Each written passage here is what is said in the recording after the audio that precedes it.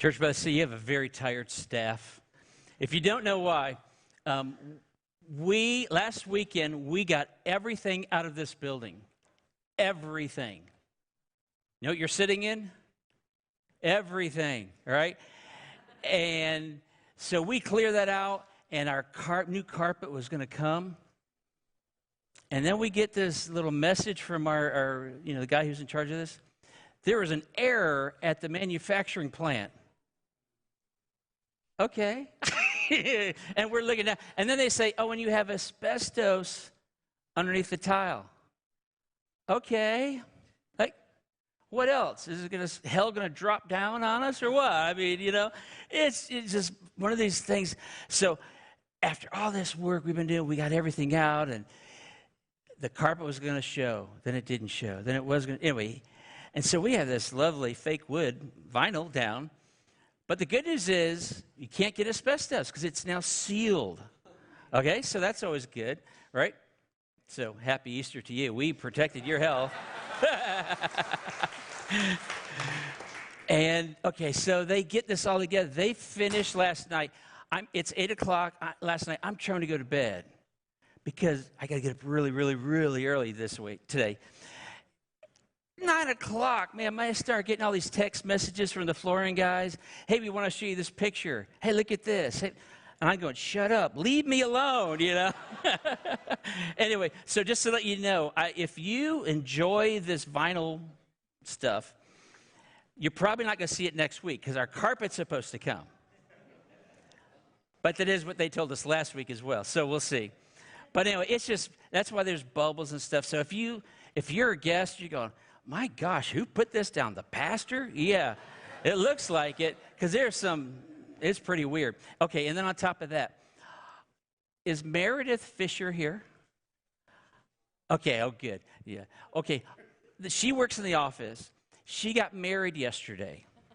So isn't that sweet? It's precious. Yeah, well, we're never going to do a wedding again the day before Easter. We found that out. All right, because we were like trying to put this back together. And so I love, if you don't know Church by the Sea, we just have the best people here. I always brag on them. But, we did bulletins. We haven't done bulletins in a year, all right, these programs. And so we're all excited. We're thinking we're going to give people something in their hand. And we got the bulletins here, but we didn't even have a table in the foyer area to put the bulletins on. So they're like grabbing stuff off the floor. Here you go. If you're thinking these people don't have their act together, you're right. We don't, So anyway, but it's fun. But we just have the best church here. So if you're local and you need a church home, this is where you need to come. It's just the best here. So why did I say all that? Yeah, yay church. Yay church. All right. So, I'm trying to apologize for the bubbles and places where there's not flooring down. And if you're sitting by one of those places, asbestos is really bad there, so look out. I'm teasing. No, it's safe. I'm totally teasing. Okay, I know it's Easter, and isn't Easter like the pinnacle of the Christian faith? And not just the Christian faith, for the world. Because if Easter didn't happen, let's go home. Because none of this would matter. It'd just be people saying, well, here's what you should do. And we're just trying to help ourselves act better, but we really wouldn't be able to do anything about it. It's Easter that changes everything. Now, what I want to look at is not the traditional Easter story. I actually want to go about a week earlier because I love it when there's things in the Bible where I see myself in it. I think you might as also in this. But I want to go to Mark chapter 10. The notes will be on the screen, and then maybe you have them in your hand as well. But I think we ran out. But anyway, if you don't, we'll have them here. Here's the cultural context, because this is really important to understand what in the world's going on. The Roman government has occupied Israel for about 100 years. Okay, now imagine if some foreign country came and they were occupying the United States. Like, we would not like that at all, right? We would just be waiting and waiting and waiting for that overthrow. Well, for hundreds of years, the Jewish people have been waiting for the Messiah to come. The Messiah is the one who is God's rescuer and who will overthrow all of Israel's enemies. So he was going to be like, the Jewish people were waiting for the Messiah to show up, and he was going to get rid of all the enemies, right? And make Israel the superpower. Like they wouldn't have to worry anymore. And so they were so anxious and waiting for this to happen. So you need to know that sort of that mindset, because that's the background of what plays out here in this story. Mark chapter 10, it says, okay, Jesus has been doing public ministry for 3 years, publicly teaching, doing miracles, and he just recently revealed that he's the Messiah. Mark 10:32. They are now on their way up to Jerusalem. And they say up because it's elevation. And Jesus was walking ahead of them. The disciples were filled with awe, and the people following behind were overwhelmed with fear. Okay. Jerusalem's the capital. It's the center of commerce, of culture, of the religious life. Like, it's everything to the Jew. This is absolutely where, if you're going to overtake Rome, instead of this rescuer showing up, this is where it has to happen. And look at the story. It says Jesus is in the lead. Now, he knows what's going to go on. So he's not saying, guys, let's go get him. He's just walking to Jerusalem. It's time for Passover. But all the people behind him think, this is it. This is the moment. Because it says the disciples are filled with awe. Awe meaning like, this could be the moment. We're going to see it. And they want to be right up there next with Jesus. Because if Jesus has the sword and he's going to knock them all down, they want to be with him. They want to be a part of it. And they've been with him for 3 years, right? And so they're anxious. They're thinking, this is it. This is our victory. We're going to see it happen. Can't believe it. But then everybody else is filled with fear. Which wouldn't you be? Let's say you got a 2-day walk to Jerusalem. You got to get there again because it's Passover. It's the Holy Week. And all of a sudden you're walking along. You get your camel, your kids, and you're just going. And all of a sudden you hear, hey, this guy right in front of this group here, yeah, he's going to overthrow. He's the Messiah. He's going to take over. You're going, wait, I'd like to watch the battle, but I don't want to be in the battle. Like, are you kidding me? What? It's a fear, probably. Like, who wants to be a part of that? You just want to go do your sacrifice at the temple and stay out of the way. But so this is sort of what's happening. There's a lot going on, I think. So it's not just a stroll to Jerusalem. There's a lot happening here. Okay, we pick it up, and it says, taking the 12 disciples aside, Jesus once more began to describe everything that was about to happen to him. This is the third time he's telling them this very thing. Listen, fellas, pay attention. We're going up to Jerusalem where the Son of Man, which is what he called himself, I will be betrayed, turned over, arrested to the leading priests and the teachers of the religious law, which these are like the authority, the judicial system, and religious system of the Jewish people. So that's who they are. They will sentence him, to die and hand him over to the Romans government. They will mock him, spit on him, flog him with a whip, and kill him. But after 3 days, he will rise again. What I think is important is understand we're 2,000 years after the fact. We know the story. We've seen it, read it a million times. Don't think, we have to understand, try to put ourselves back in this time. It's not like Jesus says, they will beat me and whip me. But 3 days later, he's not like making this last stand and it's not a superhero moment. He's sharing his heart. I think instead of, it's not like Braveheart, at the end of the movie where you're saying, where are you going to go? It's more like sharing the news with family members that you have cancer or Uncle Jimmy passed away. I mean, this is like a heavy, heavy moment. Okay? And you're sharing it with your best friends.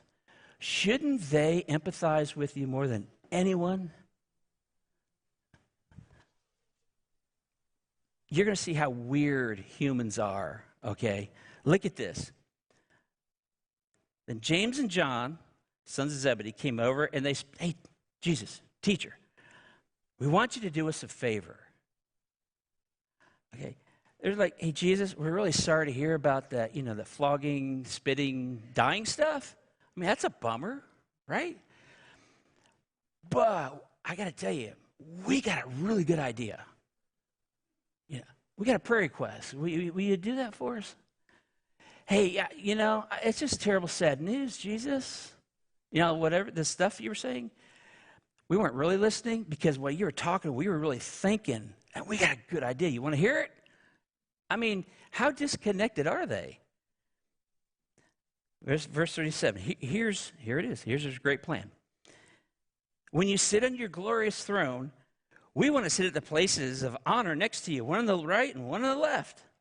When you get done with the flogging stuff, we want to rule this with you. They're trying to get to the head of the line. This is an opportunity, and they're going, hey, we want to get in there. Have you ever known anyone like that, maybe at work? Someone's sick, and someone's jumping in, trying to take that role. It's like they see the opening. Okay, now here's where it just shows it's a bigger thing. Verse 41 says this.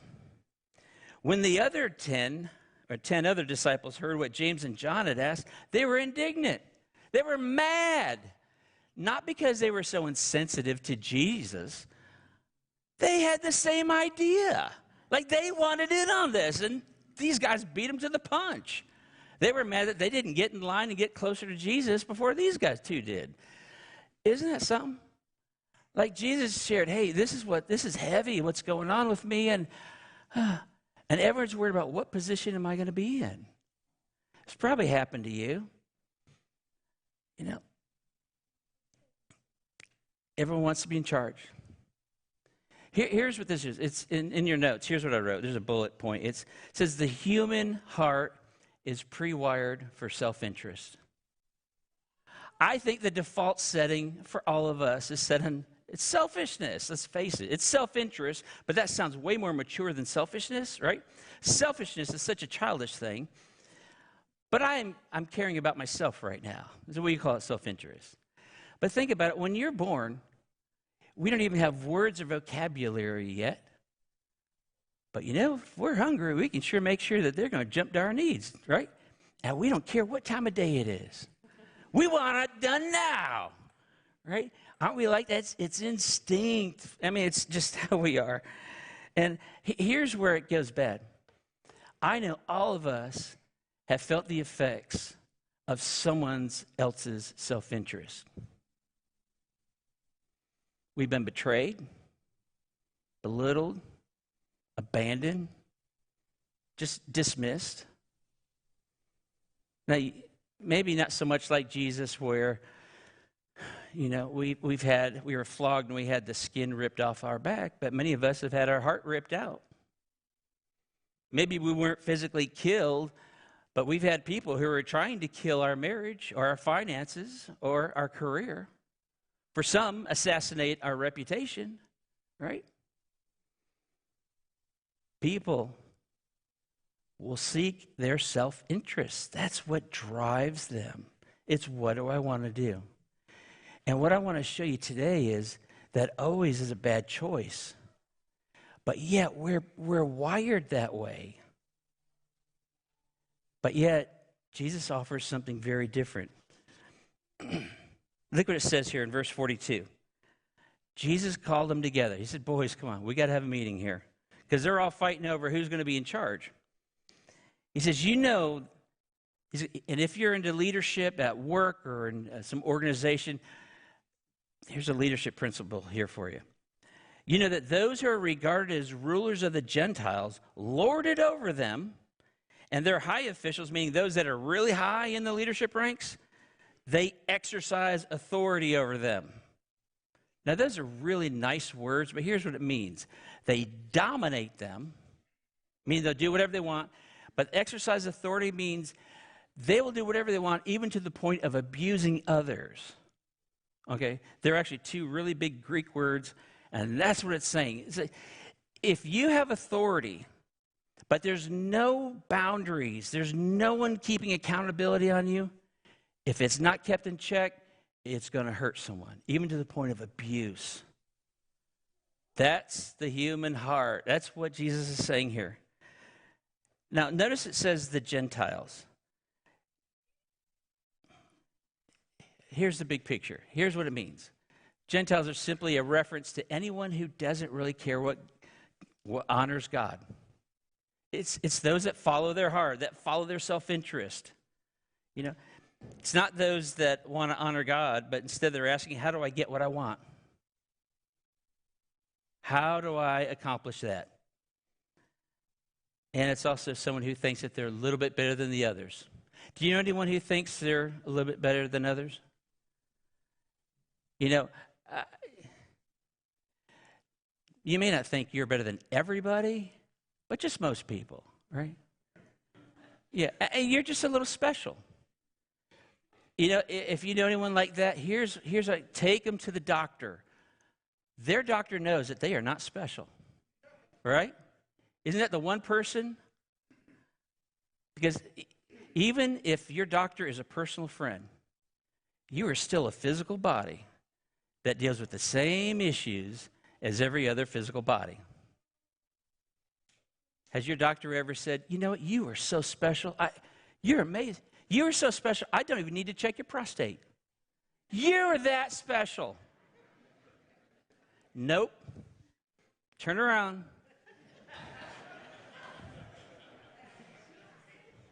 You're not that special, right?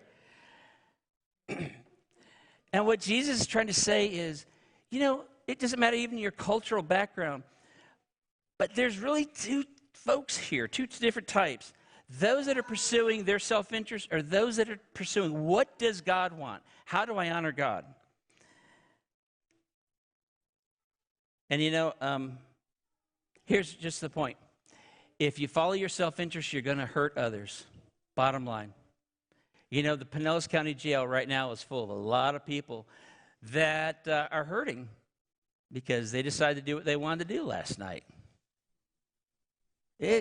Whenever we do what we want to do, at some point we're going to hurt others because it's going to hurt our marriage, our finances, our career, our opportunities, and it will always turn on you and hurt ourselves. That's why Jesus is always talking about serving others, love one another. It's not about us, but when we can look at others and serve them, especially in leadership, man, it matters. It changes so much. So, now why is it that when we follow our self-interest, we hurt others? It's because none of us are perfect. We don't make the right decisions. At some point, we're going to mess up and make the wrong one, and in doing so, it's going to hurt others and it's going to hurt us. So, and I love Jesus' words. See the last 4 words on that screen? Not so with you. I have a better way to use your influence. Verse 43 and 44 says this, again, not so with you. Instead, whoever wants to become great among you must be your servant. And whoever wants to be first, or number one, must be the slave to all. That's leadership. But that's also not just leadership, but that's how to build a great life. Do you want to be great?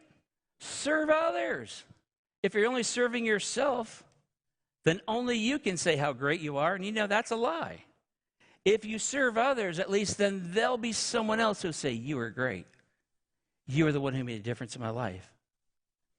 Now look what Jesus says in verse 45. We're wrapping up here. Even the Son of Man did not come to be served, but to serve, and to give his life as a ransom for many.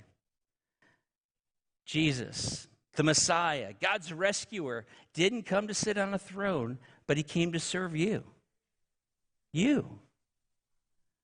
And I love the word ransom. It's the payment that purchases someone else's freedom. Jesus, when he died on the cross, he paid the ransom that holds you back. And coming out of the grave, resurrecting, proving he wasn't just another human person, another human being, but God in an earth suit. And he did the most miraculous thing. Easter is all about you. God loves you. And if he didn't, he wouldn't have come. I want to close by reading John chapter 3, verses 16, 17, and 18. You've probably heard it before, but I want to read this in a little bit of a different translation. Just listen to this. This is how much God loved the world. He gave his one and only Son, and this is why. So that no one need to be destroyed. By believing in him, anyone can have a whole and lasting life. For God didn't go to all the trouble of sending his Son merely to point out an accusing finger or telling the world how bad it was. He came to help, to put the world right again. And anyone who trusts in him is acquitted or declared innocent. But anyone who refuses to trust him has long since been under the death sentence without knowing it. And why? Because of that person's failure to believe in the one-of-a-kind Son of God when introduced to him. Easter is celebrating the fact that Jesus completed his mission of purchasing our salvation and then offering it for us. I'd like to introduce him to you. If you would please bow your heads. All of us are born with a heart that just wants to go after what we want. But in doing so, you know what? We hurt ourselves and we hurt others. And Jesus came to change that. He lived a perfect life, proving he wasn't like you and me, like literally perfect, never messed up. And then he even said that he was going to die on the cross and come back to life. And actually pulled it off. And in so, he says, by doing this, I am purchasing your forgiveness of sin, but also abundant life, he called it. Meaning, there's purpose in what you go through. Even in the difficult times, he can change that and he use it for his purpose so we can trust him no matter what we go through. God wants you to experience his hope, regardless of COVID or any other thing. God wants you to experience his joy and his peace also. And that is available only because of Jesus.